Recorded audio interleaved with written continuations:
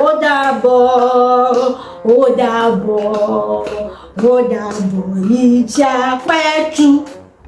not a funny thing, but honestly, it's painful. After almost 3 years, and you've still not been able to pass, just be going to your house. Go and look for another course. Medicine is not for you. I'm sorry. It's just the bitter truth. No be me right now. Okay, let's go.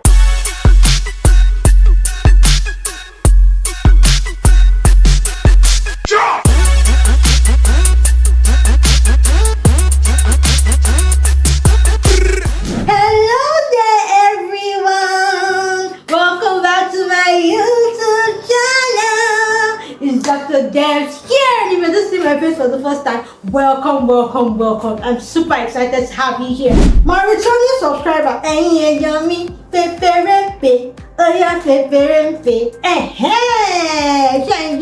Thank you so much for all the love. I love you.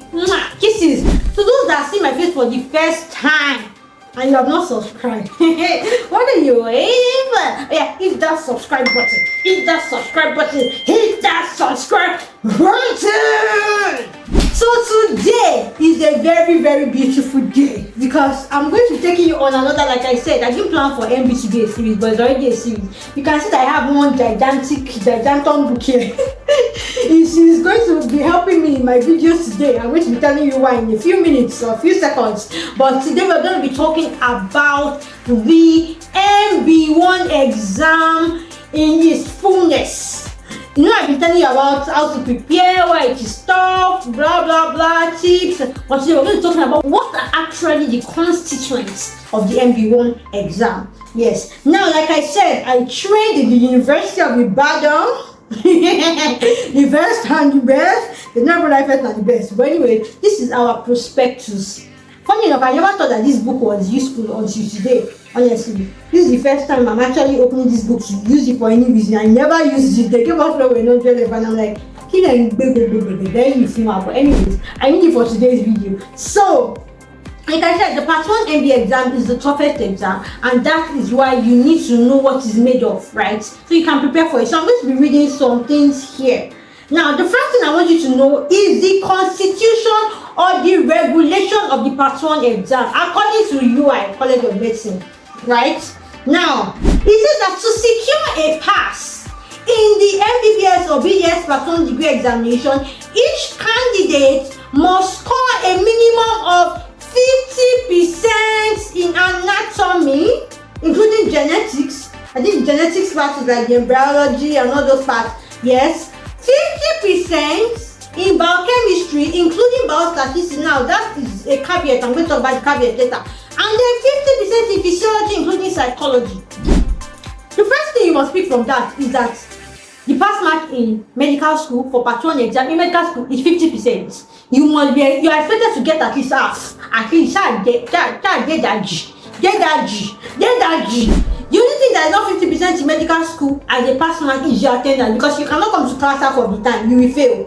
You are expected to have 75% attendance, but 50% pass, right? That's number one thing. So 50% pass. Now, it's important that in part 1 exam for UI, they implement genetics into anatomy, right?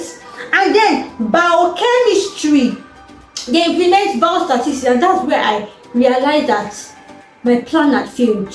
How did my plan fail? One of the reasons why I came to medical school was because I thought there was no mathematics. People more hate maths, more issue. Even till today, there are times that people tell me that when I go and buy things, and maybe everything is like maybe 3,000 something, and then maybe there is all those funny things. You have 770 plus.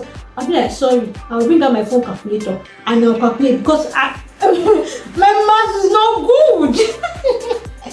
I just sat down one day and I saw somebody walking to the class. Good morning, everybody. Today we're going to be doing statistics. I said, oh, I've been scammed. What is scam, yo?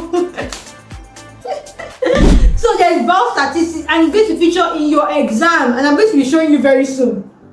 Then we also have psychology in physiology. So they have this I remember one of the things they taught us was this Maslow's hierarchy of needs. That was the first time I heard of Maslow's hierarchy of needs in the psychology aspect, and they merged this with physiology, right?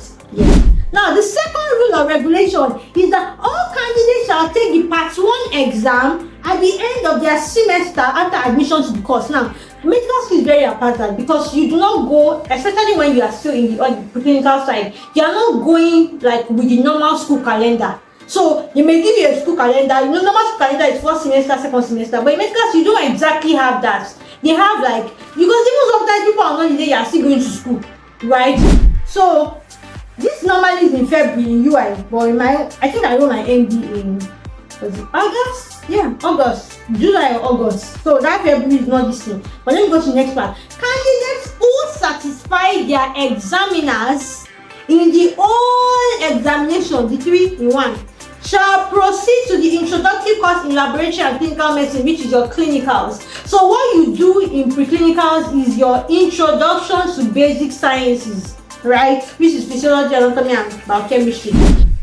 Number 3 regulation is candidates who fail in either 2 or 3 subjects of the part 1 exam, either 2 or 3 subjects, will be required to repeat the year and will join the first year class for second semester, because by the time they are coming in, they've already done first semester. So you will, the people that fail, if you fail 2, so if you fail either anatomy or bike, or anatomy and bike, or the 3, or bike and physio, or anyhow, you shall fail 2 or 3, you will repeat. Number 4 rule: candidates who fail in 1 subject only may be permitted by the Senate to proceed to clinicals, right? When their mates that passed are going. However, they will be re-examined in the subject in which they were referred when the next class is writing the exam. So that's what we call a receipt. To re-examine, to take the exam again, to be re-examined, right, is receipt if you fail only 1, right? Now, you can still go to clinical school, so that's what makes it hard, especially when you are shuffling. I'm going to still talk about the peculiarities of that, right? So receipt is hard in that sense because they were shuffling.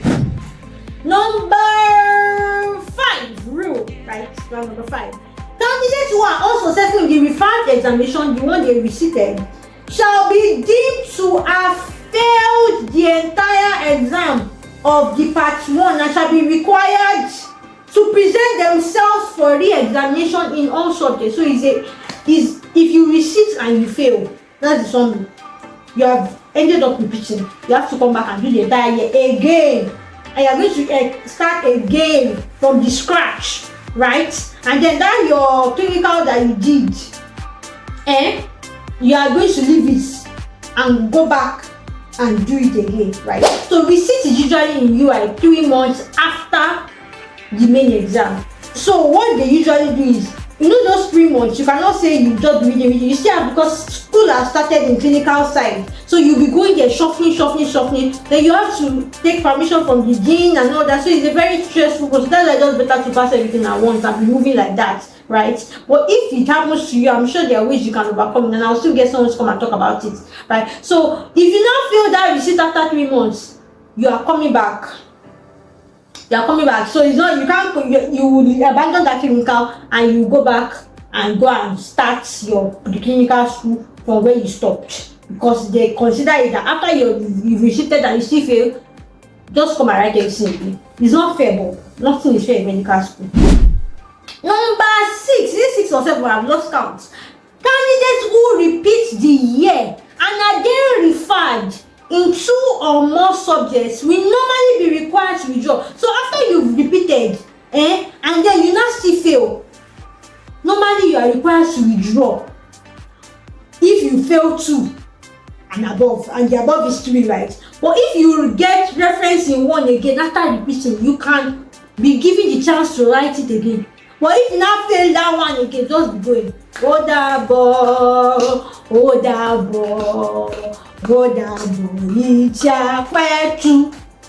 not a funny thing, but honestly, it's painful. But imagine. But if you repeat, they consider that you're not ready. Because if you repeated, you wrote the exam again, then you now see receipts.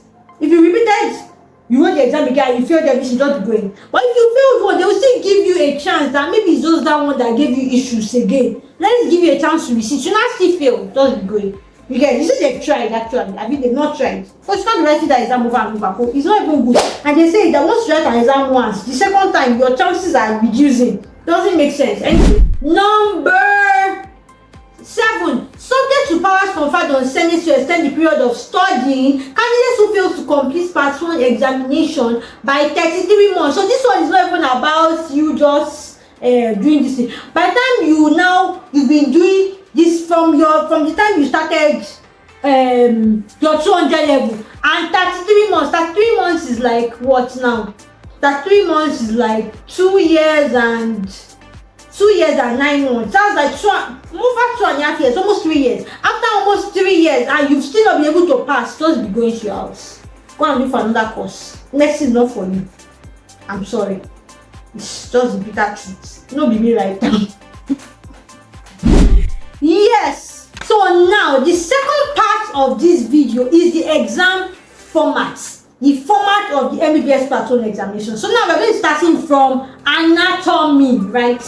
Anatomy consists of 2 papers each of 3 hours duration completely. So that means 2 papers. What's the first paper? Multiple answer questions and short answer questions. Multiple answer question, which is your MCQs, and your short answer question, which is supposed to be your theory. Then the next thing is practical examination, including histology, right? And then candidates will now be required to take oral exam. In my school, oral exam for anatomy was not for everybody. I'll talk about that in my next video.